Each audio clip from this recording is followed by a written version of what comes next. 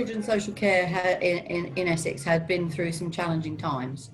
There was not enough direct work taking place with families, directly with children and with families, but more specifically with children and families together. And during which time myself and my manager undertook some literature searches. We looked around nationally at what was happening in children's social care contexts and what was working. We took a particular interest in what was working elsewhere. There was a whole stack of evidence to suggest that solution-focused approaches in working with children and families who were experiencing some breakdown in their relationships could achieve some really good outcomes if it was done well. And we chose SF as our first and foremost methodology, if you like. There was a lot of scepticism, I think it's fair to say, and I'm sure that Greg or Liam will comment on this later on. There was a lot of scepticism about how appropriate that methodology is in the context in which we're working. Sue talked about in the beginning, we had skepticism, I think, from within the organization, kind of the partners we were working with, as well as potentially some people within the service itself. And I think when it started, everyone was passionate about working with families and helping families. And we were given SF training and brief were coming out to Essex, I think it was once a month for the first year. And the reactions they got from people were anything from, what are you talking about? We can't use this, to that sounds really great. So there was a group of kind of 4 of us, but there were probably more than that, but I think there was a group of 4 of us in the positions we were in. And it was all about saying, we were passionate about it, we believed in it, and we were trusted to be given kind of the space to develop that. So I joined the team 2 years ago. Quite experienced. I've been doing family work for quite a long time. So I came into it with what I thought was quite a strong kind of idea of the way that I liked working with families and the way that I thought worked, because I was quite experienced. And initially quite skeptical about the solution focused approach, a bit sniffy about it, because I thought I already kind of know what I'm doing. You can't, once you get into solution focus, you can't get out.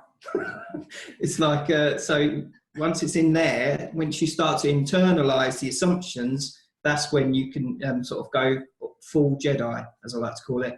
Yeah. I mean, going full Jedi makes me very curious. What's different? What's different? Yes. What's different? I don't know. I think it's just I think it starts with yourself. So you start to feel better about yourself. You start to consider that if things are going well in your life, that you might have, that you must have had something to do with it. Things are going well and you've achieved certain things, and you have to assume that you've got something to do with it. And you arm yourself with those helpful assumptions about yourself. And then that helps you to think, helps you with your ideas. And you think, well, maybe I'll try this. That's, and you have the confidence that you can have an idea, see it through, bring it to someone else. It's a good idea, and you can make it happen with the help of other people. So that's just individual. And then you start to believe that about other people as well. So, and then you start to believe it about everyone you meet, and then you start to realize the possibilities are endless. So that's what I mean by full Jedi. Thank you.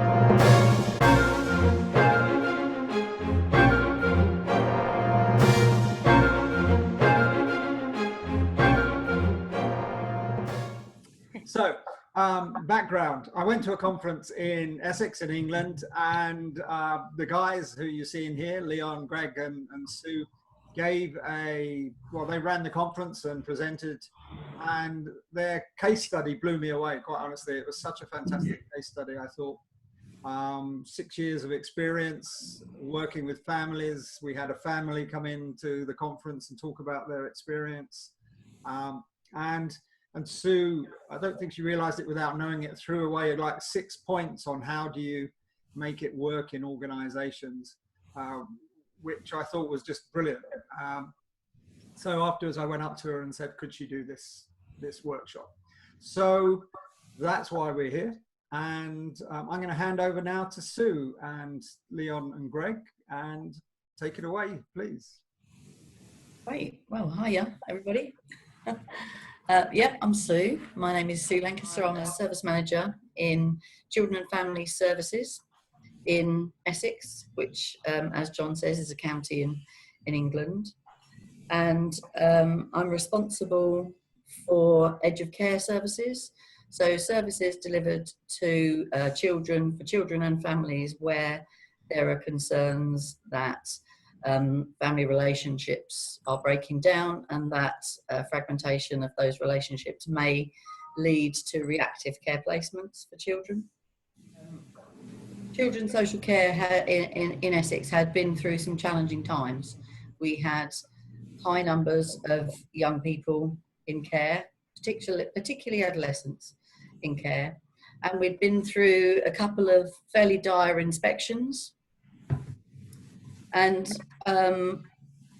that was really telling us everything that we already knew in a way, but crystallizing that our caseloads were high and there was not enough direct work taking place with families, directly with children and with families, but more specifically with children and families together.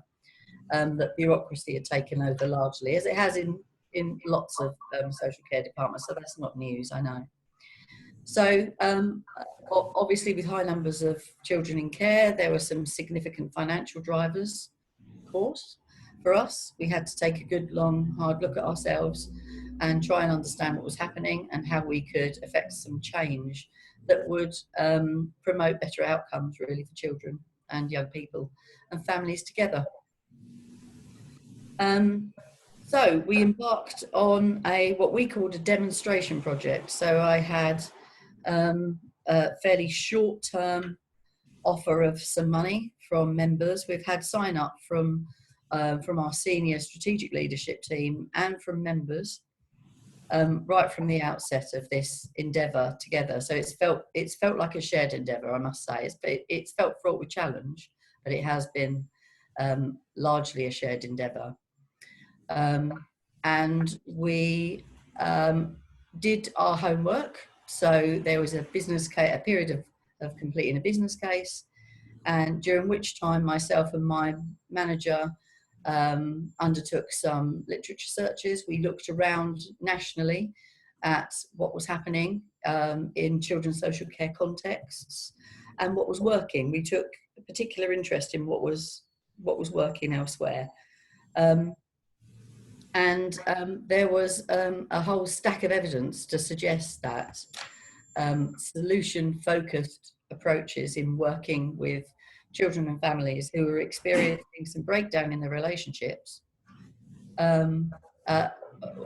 could achieve some really good outcomes if it was done well. So we embarked on the process of developing a model for delivering Edge of Care services. So our core business is to, wherever it's possible and safe to do so, to help children and families to remain together, so children don't get relinquished into care. But we have also developed a second arm, if you like, which supports and promotes reunification of young people. There is an assessed viability for those young people and families to reunite together. And whilst we, in our core business, our dominant approach is solution focused, and with reunification, it isn't our dominant methodology. But however, as over time, we've now been operating for 2 years with reunification now. And again, there is a developing body of evidence to suggest that solution focused skills, techniques and approaches is really valuable. So we've got some core values that it's not rocket science. You'll recognise these, that each young person and their family are unique, and that every family, there will be strengths and deficits. Core social work value around respect. A commitment to autonomy, so a respect for the free will and desire of individuals. So Whilst families, we're operating in a safeguarding context, we absolutely volunteer our services and work with those families who are willing to work with us. So, and that's a challenge in the context in which we're working, but we strive to stay true to that. And we have a strong commitment to effective safeguarding practice. Throughout our development and ongoing evolution, and I very much believe that we're still evolving, we've had a very strong focus on strengths and outcomes. Our monitoring and tracking activity and our acting upon lessons learned has been, I believe, second to none. We are interested in participation and working together with families that works. And we have demonstrably developed our service on the back of their feedback. So it has been active review and evaluation and participation. We have taken care to ensure that we build our professional working relationships, not only from within our organisation. It's a large organisation, 2-tier local authority, and there's a lot to do in terms of getting the message out there about what we do and how we do it. So we've taken that very seriously. Also across the multi-agency network, because the context in which we're working around safeguarding necessitates us coveting those working relationships. So my guys work really, really hard to ensure that we do everything we can to strengthen those. We're very explicit about risk. So we name, we encourage families and other professionals to name risks, and then we work together with families to support families to develop solutions and alternatives. And we have always, and we will always, for as long as we're operating, privilege direct face-to-face engagement with families in their homes, in their communities, at times when they need us. It wasn't hard to find an empty office to work in tonight because everyone's out working with families. Some enduring themes before I pass on to Greg and Leon. I firmly believe, we believe, that sensitively planned, solution-focused intervention work with families will most often be effective, and it will most often have enduring positive outcomes. We have demonstrable evidence to that effect. We've got something between a 75 and 80% success rate. Success is young people remaining safely at home. I've never wanted it to be 100% success rate, because there is a percentage of young people with whom we work where the safe and optimum option is for them to live in an alternative care environment. Young people and caregivers do require time and space, but I believe that with skilled support, and I think that we've got a bunch of around 60 folk who are very skilled at delivering SF interventions. I think that most families can do that, if not all, in their own time, at their own speed. And I felt at the beginning, and I continue to feel, that engaging with children and families and their networks as chosen by them and not defined by us, the professional system, is absolutely key to supporting and promoting changes that families are capable of making for themselves. In terms of what we notice about our cohort of young people, youngsters who haven't been engaged in education, employment or training, and who experience mental health difficulties are consistently and significantly represented in our cohorts, therefore backing up why multi-agency collaborative engagement is absolutely essential. Young people that go missing, and the indicators around CSE must be understood in order to appropriately safeguard young people. And we continue to feel the growing pressure of evidence of peer pressure and gang culture in Essex, and that's a significant impact for us. So there is a real need for my staff, my 60-odd staff, to not only be skilled in delivering SF interventions, but also to be capable, competent, and competent in working in that safeguarding context. So I'm going to hand over to Greg at this stage, I believe. So, and, yeah. But before we hand over to Yeah. Greg, I'd just like to ask the group if what questions do you have at this point for Sue? Yeah. I had one which was you talked about risk, Yeah. and that to me is like an obstruction, potential obstruction. How do you combine the use of risk and SF? Have you found an SFE way to do that? When we kicked off as a service, and we chose SF as our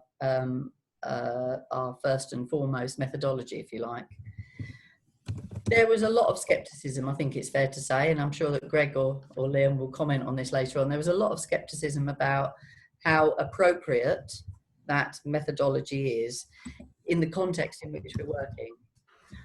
So over time, I think we've grown much more confident and competent in talking about risk, probably more in the early days of working with individuals and with families, not to get it out of the way, but to be clear that we're not pushing the problems out of the way, if you like. How we deal with that, how we deal with issues of risk, I think, is explicitly, John, I would say, and where necessary, tap into the processes within our local authority statutory context, if you like, as appropriate. We have to do that less often than you'd imagine, actually, because families are also concerned about levels of risk and are mindful about that, how it's impacting on their relationships, on their ability to safely care for the children and young people that are living with them, and they want to identify solutions. So it's about, I guess, being really clear and talking about the things that families believe are important to be talked about, not loitering with them for any longer than we have to, of course, but it's about not talking about them from my point of view, really. Okay. So as Sue talked about in the beginning, we had skepticism, I think, from within the organization, kind of the partners we were working with, as well as potentially some people within the service itself. And I think when it started, everyone was passionate about working with families and helping families. And we were given SF training, and brief were coming out to Essex, I think it was once a month for the first year. And the reactions they got from people were anything from, what are you talking about? We can't use this, to that sounds really great. So there was a group of kind of 4 of us, well, there were probably more than that, but I think there was a group of 4 of us in the positions we were in. And it was all about saying, we were passionate about it, we believed in it, and we were trusted to be given kind of the space to develop that. Given the size of Essex, we had to meet quite often, and as Sue said, it was something that, because everyone had really high caseloads, it was a clear sort of investment, not only in terms of the formal training from brief and the time away from work that was given to us, but also the time just to process it. I think that's one of the things we kind of pride ourselves on in Essex, is we get the purest of pure from brief coming in to say, this is how we do it, and we then go to work with families within this context and say, how are we going to make this work? And kind of with John's point about risk and the other demands on other people. So we needed a lot of time to think about that. I mean, I remember we had debates about the paperwork, because we were also given license to kind of constantly evolve and make suggestions about things like, what sort of paperwork do we need? So things like I think initial paperwork was an assessment that covered, I mean, it must have been about 10, 12 pages long. And now we're at a point where our paperwork initially is that of a first session. So it's, what are your best hopes? What does that look like? Where are you at on a scale? What keeps you up at that number? What would be the time you're 1 point higher. So that's our family plan, if you like. So it's not a plan of action, but that's what we're using to guide our work, allowing for flexibility within that. And we had a long time of disagreements and everything else. And I think that's one of the things that we've had to do really well in Essex, is be able to disagree and continue that conversation. And to the credit, I think, of our management, they never told us, maybe, well, never is a strong word, but I can't think of a time where they told us, you can't do that, or you're not going to do that, you need to do it this way. There was always a listening ear to say, okay, what are you wanting to do and why? And if it made sense, then we were, as a service, that was taken on board and kind of tested out in small chunks. And as people started to see it work, then it became more widespread. So I think for me, it became sort of this, Sue talked about 60 people. It was 4 to 8 people out of that 60 initially. And then it was trying to do more and to keep trying things and seeing it work. I think that was the ultimate thing, was going out to families and using it, and people seeing it work, and then people starting to believe in it more. And so I think that was initially a really big part of it. Something else I think we talked about at the conference, and Sue mentioned it initially, I think, was that how we're not an island. And I think in the first instance, as we started to develop, we almost had to be, to kind of get our own ducks in a row, if you like, to kind of make sense of what we were doing and how we were going to then link with other people. And I think that's something else that's helped us sustain our kind of livelihood, if you like, because we're relevant, and people are hearing us and seeing us, and we're of use to people. So the people that are referring to us, we're going out to them and having a short SF interview with them, saying, well, what are your hopes from this work? So the paperwork we get, one today might have been, these parents need to have better strategies to manage their child's behavior. So we would say, go to that social worker and say, okay, well, how would you know they have these strategies? What are the things you'd be saying? What are the things you're wanting? And what we notice in terms of the relationships that develops is it's not the allocated social worker versus us. So we're not the nice people and they're the bad guys. It's much more of a, families can hear their allocated social worker saying they want them to be happier. They want them to have a better relationship with each other. They want things to be better for them. And that changes the nature of that relationship with that allocated worker and that family. And I think we've seen that time and time again. And I think the more we see that, the more people are referring into us, because they know that it's going to make an impact on them. And so that's part of that. And Leon will talk more about other agencies that we've been branching out into and liaising with.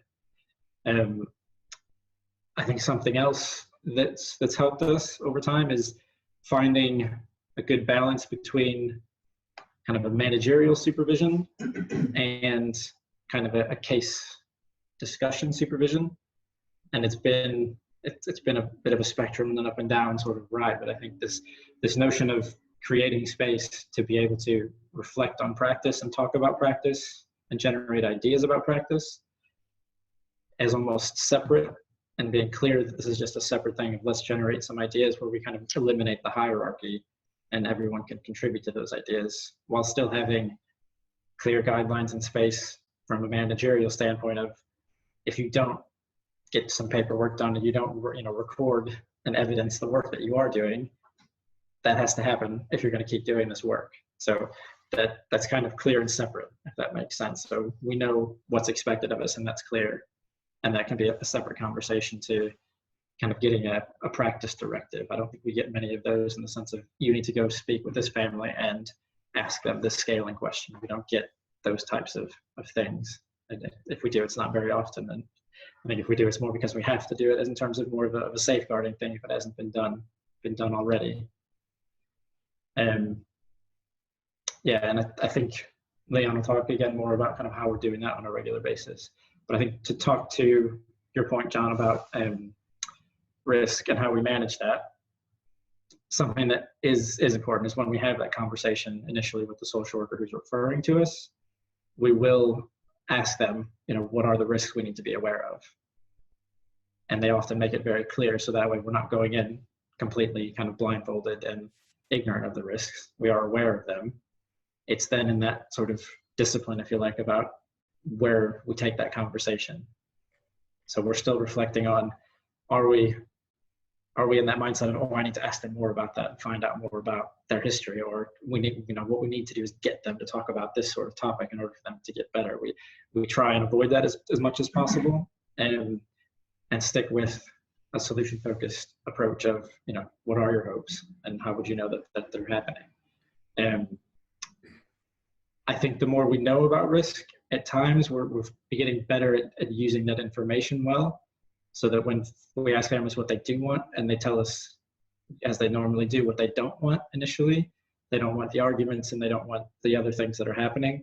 If we know what those are already, then we don't need to dig into them from a safeguarding standpoint. So if the referring worker says to us, this was referred into social care because on this date they had this sort of argument and the police were called, when we ask them what their hopes are and they say, we don't want the police being called like they were last week, we can acknowledge that and not have to dig into that from a safeguarding standpoint, because people are already aware of that and the allocated workers already got a safety plan most likely in place. So we can go out and kind of stick to our approach and keep going with that.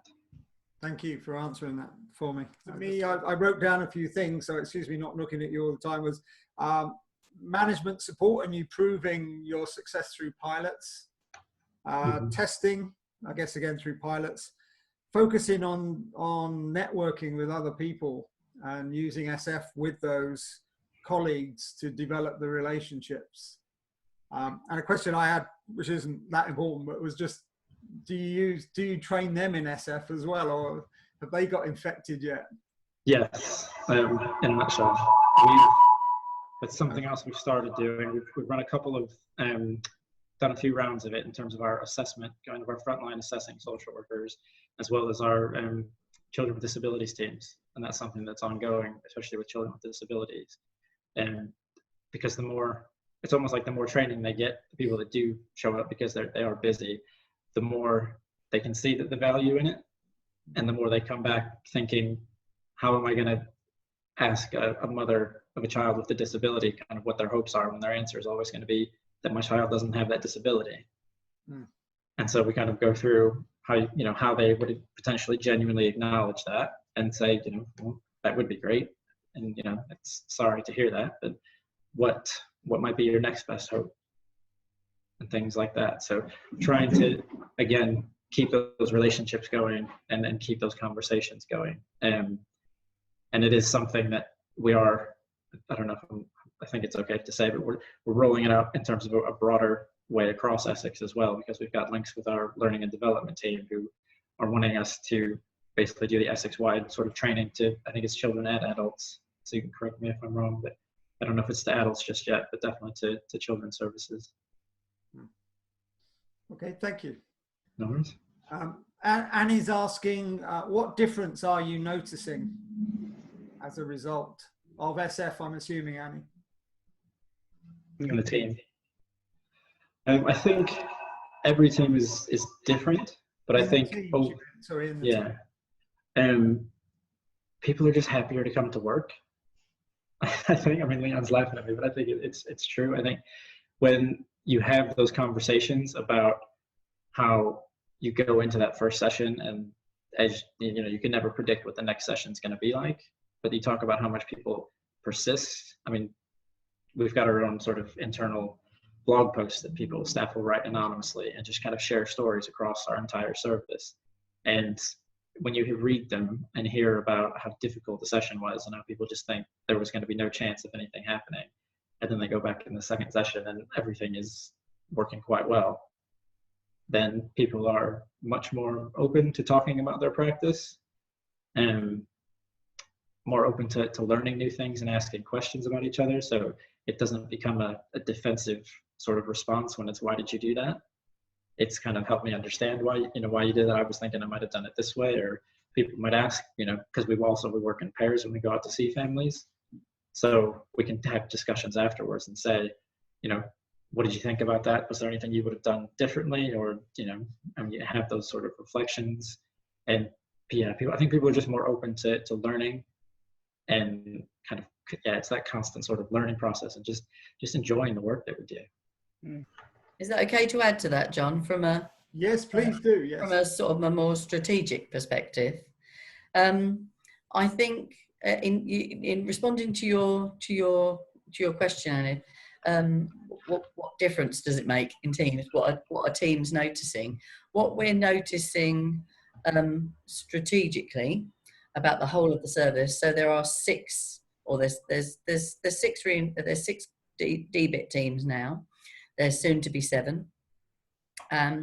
So in the stuff that happens corporately, which is around staff engagement, for example, we have something that's called a Your Voice survey, which is an annual survey that staff are encouraged to respond to. Every year since we've been in operation, DBIT has always had the highest response rate. So in terms of engagement in not only their work with families, but the feelings of connectedness to why we're doing what we're doing as a children and family service. There is demonstrable evidence to suggest that staff are more engaged, they're more interested, they feel able to contribute.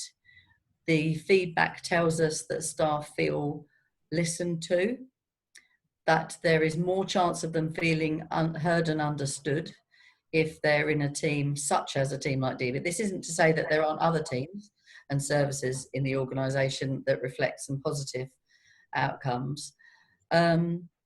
I spoke yesterday to my director, who is able to name folks across my service of, you know, between 50 and 60 people, not people who sit under their nose, but folks who are able to speak up. They're accountable for their practice. They present as more confident. All of these things tell me that folks are more engaged. And I guess John asked me earlier about those things that I think are constituent parts of the success here. I think that co-construction of this sits at the heart of it, really, because what Greg referred to was us developing this service together. And I think, I believe if you cut through this service, you would see evidence that we don't always get it right, but we attempt collaboration and co-construction on most every level, really. And the other thing, John, that I would say, that in response to your question about, you know, the key things that we need, we do need our senior leadership to be signed up and our members to be signed up. And we need everyone at all levels to hold their nerve. So from Leon and Greg's perspective, we need social workers, referring social workers, to hold their nerve when they're preoccupied with the risks in families, and their whole speak with families is about the risk. It's a long list of things that are particularly problematic and the things that families have got to do to assuage this risk. So we need social workers to hold their nerve and trust a little bit that families need a bit of time to work on this. Those, Greg and Leon, need their managers to hold their nerve. Those managers need me to hold my nerve and gatekeep, and I need a senior leadership sign up. And I think that over 6 or 7 years now, we've got enough credit, if you like, for people to give us a bit more artistic license with what we do. So sorry to go on, John, but I'll stop and let Leon chip in. That was great. Thank you. Yeah, that added in the holding the nerve. I remember you saying that at the conference. Yeah. that was a good one. So, Greg, are you going to hand over to Leon now? Or? Yep. Hello, everyone. So I joined the team 2 years ago. Quite experienced. I've been doing family work for quite a long time. So I came into it with what I thought was quite a strong kind of idea of the way that I liked working with families and the way that I thought worked, because I was quite experienced. And initially quite skeptical about solution focused approach, a bit sniffy about it, because I thought I already kind of know what I'm doing. So I came into the team, and one of the things that helped me to take it on board, one of the things was I had solution focused supervision. So my supervisor is someone who's trained by Brief, had the opportunity to do the diploma with Brief. So I have that as my supervision, and that really helped me to sort of grow in confidence and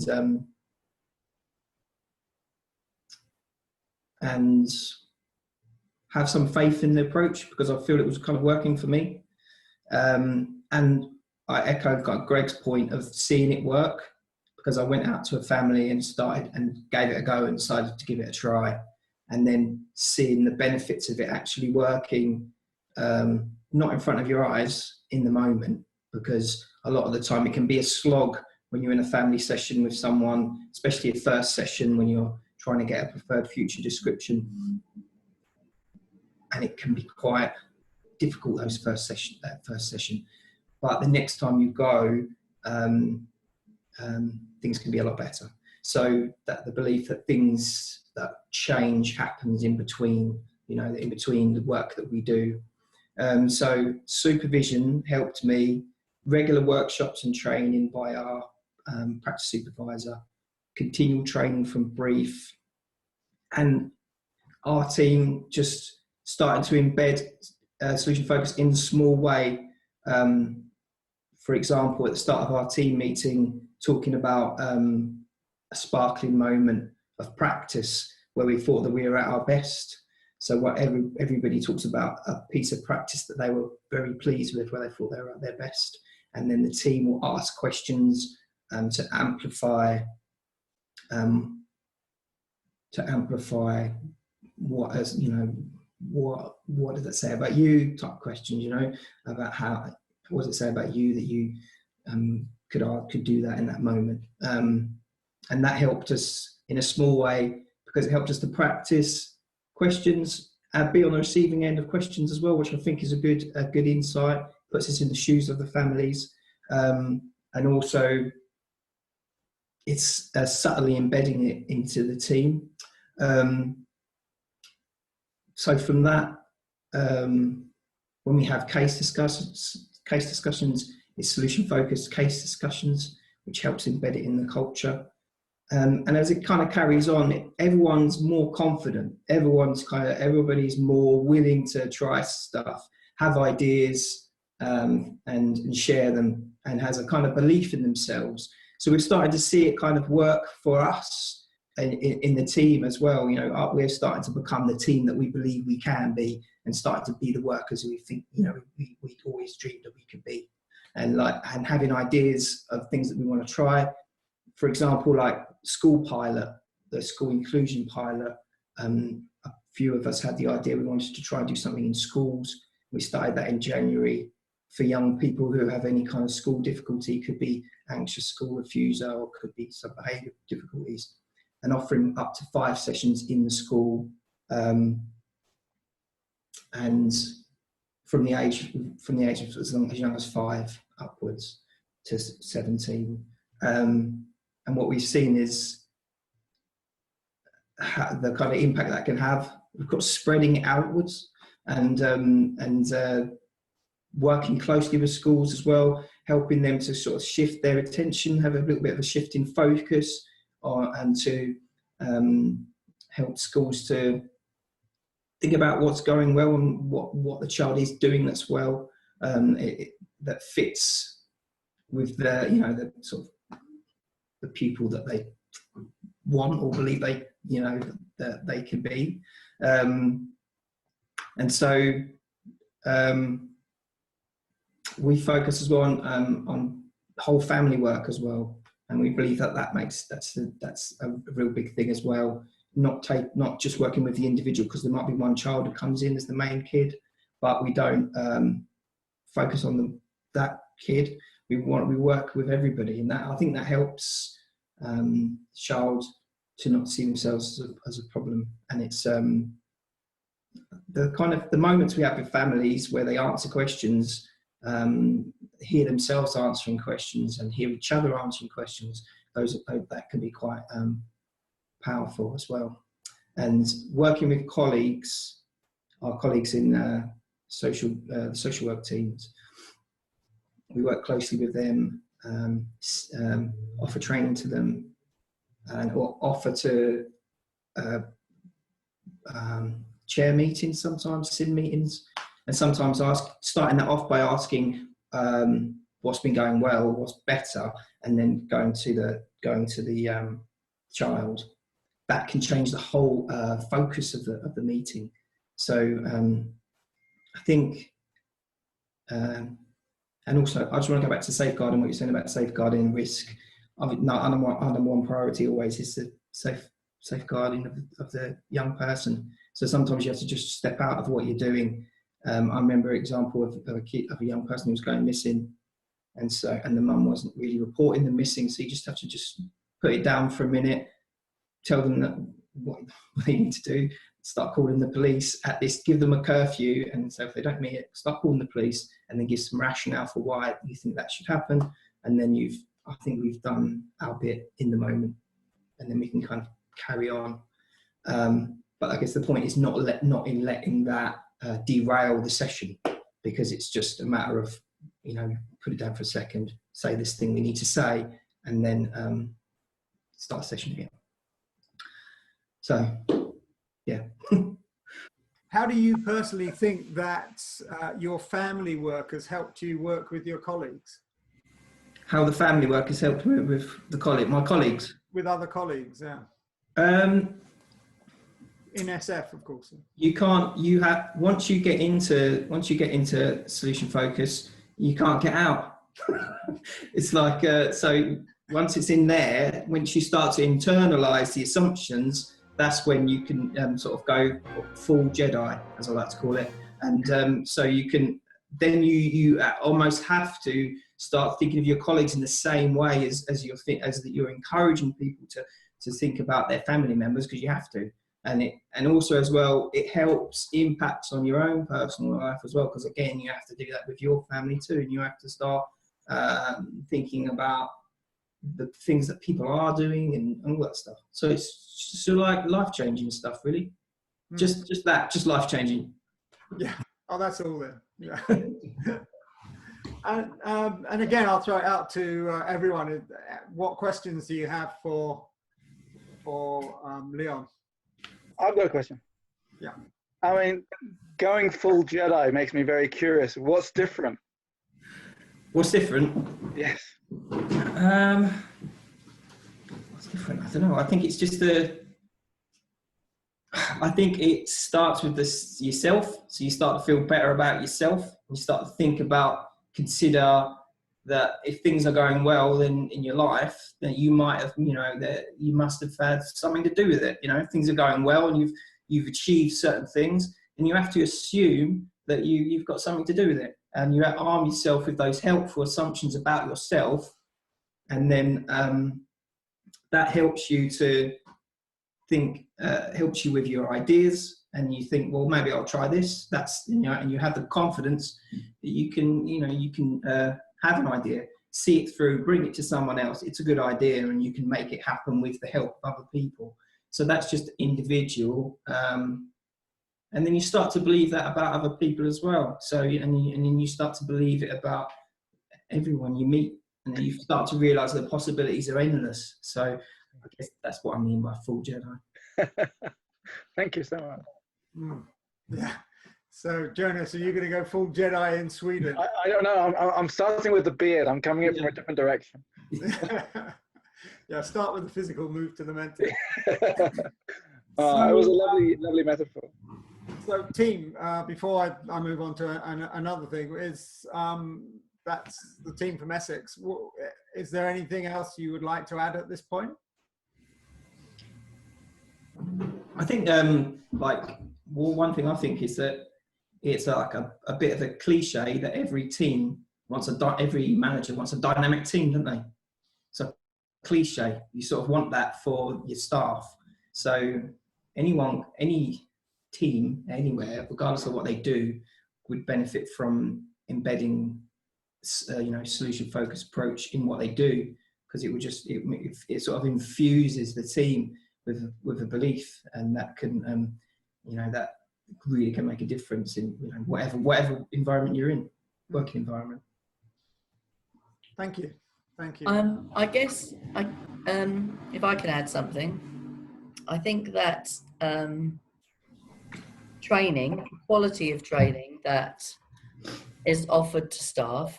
So from a service manager perspective, in a large local authority that, like many other local authorities, is prone to having good ideas and trying new things, and but maybe not trying them for long enough to give them time to actually embed. I think what we were able to do, because of the level of strategic sign up that we had, is to offer really good training and support. So we were very lucky to fall onto talking with Harvey and his brief colleagues, and to really, back in the days when we were dreaming this up, had some very long sit-down conversations with him about what it is that we were trying to achieve. So what were our best hopes for this new service, and then to commit to that. So for the first 2 years, we heavily committed. I don't know what all of you do, but we heavily committed financially as a service to training staff. But we always had our eye on sustainability. So our discussions back as far as the year, the beginning of year 2, was how can we upskill a core membership of our staff to begin to take responsibility for the training and development of new staff as they join us. So the stuff that Greg and Leon have said about training, workshops, really top quality supervision for me are the really important ingredients here, because no local authority can keep throwing money at training. It's just not possible to do that. So that emphasis on training, practice, involving staff in co-production, I think has been really helpful. And I would say, I don't know what people are doing, but if I was doing something like this again, I'd make sure those ingredients were there. So what I'd like to do to finish this off, because I know you guys have been working hard all day in Essex, and is really just to ask the team just to feedback, really, to feedback to you their thoughts about what you've told us about, really, just the kind of reflecting team compliments. I just love the different tiers working together and having their own journey in this, but they're doing it in a more systemic way. Really impresses me how that manages to, has a life of its own. There's all these different people and from the strategic level, to the, with the professionals, working with the children and the families and various multi-agencies. It's just a lovely story. So I'm really impressed by that. And the tenacity. 2011, we're 18 now. That's a long time. And even skeptics like Leon coming on board and changing and turning around. And I just love those types. It becomes like a culture change. And I'm still curious about how you manage to do that. It's rare and it's remarkable, really remarkable. I'm astounded. I'm really gobsmacked. Yeah, well, you're having a similar reaction to what I had when I sat and heard it in Essex. So, yeah. And hi, Monica, you're back. Good. Anything that you would like to say from the train in Switzerland or Germany, wherever it's going through at the moment? or just type something through, just a compliment back to the team. I'll let you work on that. How about Jerry or Leah? You know what I'm thinking about? My context of work here in Sofia is completely different. It can be more different. I work on my own. I have a company, but I'm the only person who coaches. And I've never worked with families and the kids in critical situations. I work with young people, but they come to me when they don't know, they've just graduated school and they have so many choices how to continue. They're stupefied, they don't know what to do. So this is the type of work I do with young people. I also work with the global trotters. That is people who come, say, from Nigeria, are Dutch themselves, and work in Bulgaria and manage the branches of the company in, say, Asia. This kind of people. So the context is completely different. And while I was listening to the three of you, I was amazed at how much what you said echoed with me. Especially Leon, when you said once you're in, you can't get out. And I was trained as a solutions-focused practitioner, I think in 2011. And since then, I haven't been able to, how shall I say, to work in any way different but solutions-focused way. The approach is different in every case, but still it is a solutions-focused way.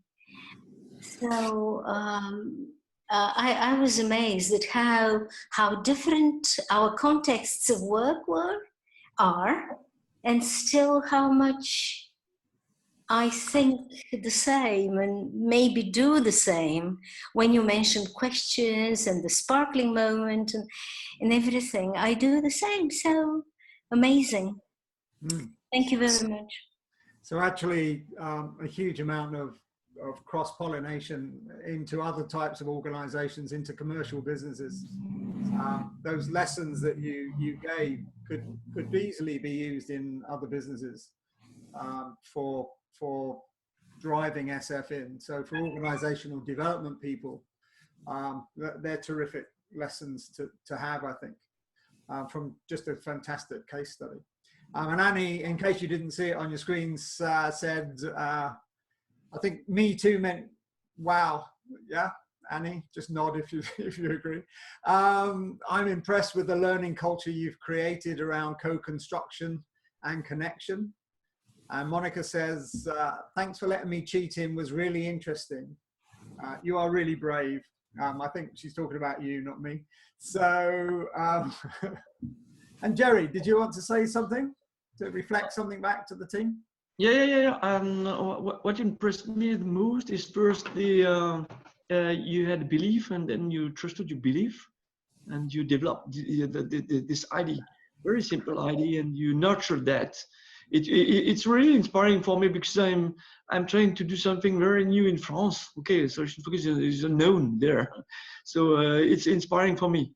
Thank you very much. And me too, like Annie, I'm very impressed that to the care you have taken to. I've written them enough space to reflect, train, practice, and to believe that you have to invest in that. It's so rare to see that in organization. Okay, to take the time to think and to develop and to practice, etc. So I'm very impressed by that. Thank you. Thank you, Jerry. I was just adding that to my list there of other good points. Well, thank you. What I'd like to say just to the team from myself is really what I said to you when I saw you in Essex, how it blew me away. It was amazing work that you've done. And just listening to you again, I'm hearing it come through. And thank you for having the three kind of angles on your work. That was made it really interesting as well. Particularly thanks for no PowerPoint, just because everybody sees PowerPoints all the time. So it was a really lovely way that you presented it. And just keep on doing it. And please, can I see the invite for the next day, Sue, because I will definitely be coming along. And just for the rest who weren't there, it was amazing just how many different agencies there were there who were interested in SF. And I'd say I seriously do think that there's a great opportunity for an international SF in social work. Would be fantastic, and not necessarily going all into the mental health aspects, but the other aspects. Sorry, and Annie just threw in there. Yeah. Can I just say that we're on Twitter? I don't know who else is on Twitter, but yeah, I see you. I follow you on Twitter. Oh, cool. So if SFBT Essex. So if anyone else wants to follow us, they can. We do tweets and sometimes do videos and stuff. So just wanted to say. And they're very good too, I have to say. So and Annie said, I love the way you talked about offering the families their own pace, the choice of their network, and thank you so much. I just want to say thank you. Thank you very much too for listening. Thank you. That was a great presentation. Really, Thank you all. thank you. Cheers. Bye. Bye. Good night, everyone. Bye. Thank you.